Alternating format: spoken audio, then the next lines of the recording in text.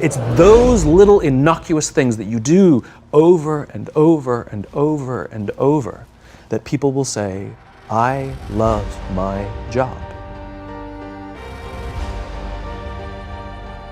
Working hard for something we don't care about is called stress. Working hard for something we love is called passion. There's two ways to see the world. Some people see the thing that they want, and some people see the thing that prevents them from getting the thing that they want. Remember this. As you gain fame, as you gain fortune, as you gain position and seniority, people will treat you better. They will hold doors open for you. They will get you a cup of tea and coffee without you even asking. They will call you sir and ma'am, and they will give you stuff. None of that stuff is meant for you. That stuff is meant for the position you hold. It is meant for the level that you have achieved of leader or success or whatever you want to call it. But you will always deserve a styrofoam cup. Let me tell you a story.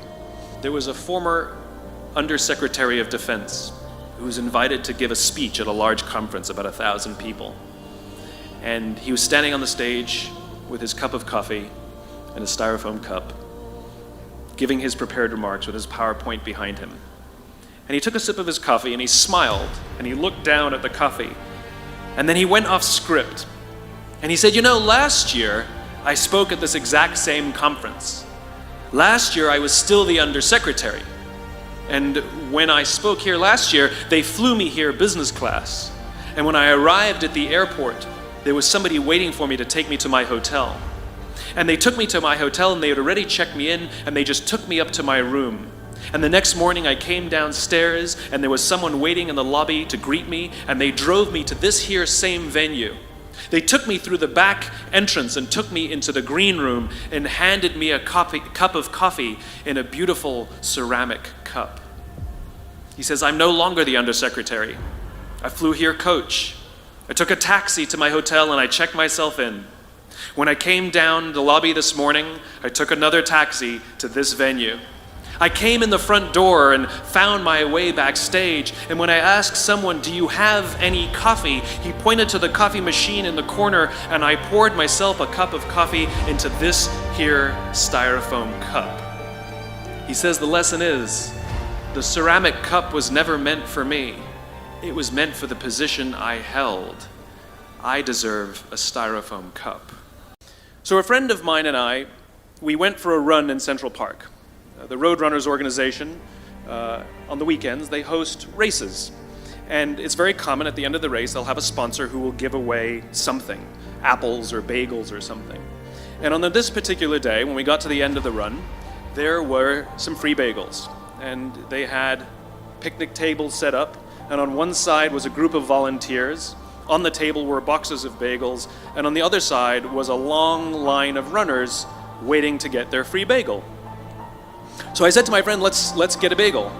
And he looked at me and said, the line's too long. And I said, free bagel. And he said, I don't want to wait in line. And I was like, free bagel. And he says, it's too long. And that's when I realized that there's two ways to see the world. Some people see the thing that they want, and some people see the thing that prevents them from getting the thing that they want. I could only see the bagels. He could only see the line. And so I walked up to the line.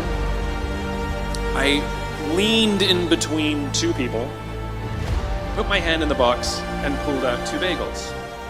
And no one got mad at me.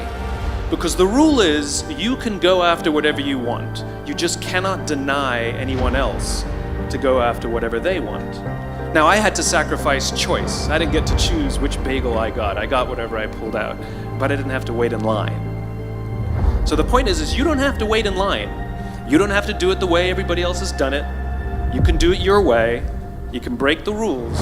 You just can't get in the way of somebody else getting what they want. I'll tell you a true story. A few months ago, I stayed at the Four Seasons in Las Vegas. It is a wonderful hotel. And the reason it's a wonderful hotel is not because of the fancy beds. Any hotel can go and buy a fancy bed. The reason it's a wonderful hotel is because of the people who work there. If you walk past somebody at the Four Seasons and they say hello to you, you get the feeling that they actually wanted to say hello to you. It's not that somebody told them that you have to say hello to all the customers, say hello to all the guests, right? You actually feel that they care. Now, in their lobby, they have a coffee stand. And one afternoon, I went to buy a cup of coffee, and there was a barista by the name of Noah who was serving me. Noah was fantastic. He was friendly and fun, and he was engaging with me, and I had so much fun buying a cup of coffee, I actually think I gave 100% tip, right?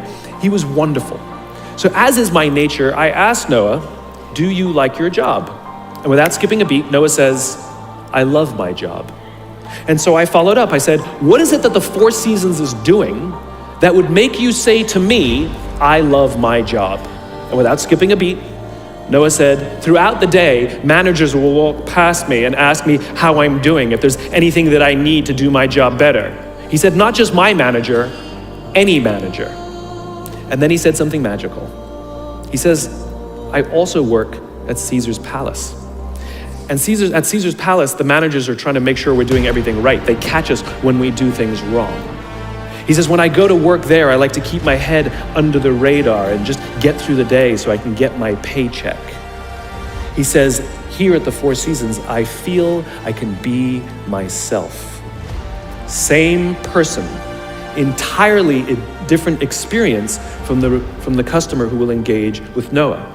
So we in leadership are always criticizing the people. We're always saying, we gotta get the right people on the bus. I've gotta fill my team. I gotta get the right people. But the reality is, it's not the people. It's the leadership. If we create the right environment, we will get people like Noah at the Four Seasons. If we create the wrong environment, we will get people like Noah at Caesar's Palace. You want to be a great leader, start with empathy. You want to be a great leader, change your perspective and play the game you're actually playing. Thank you very much.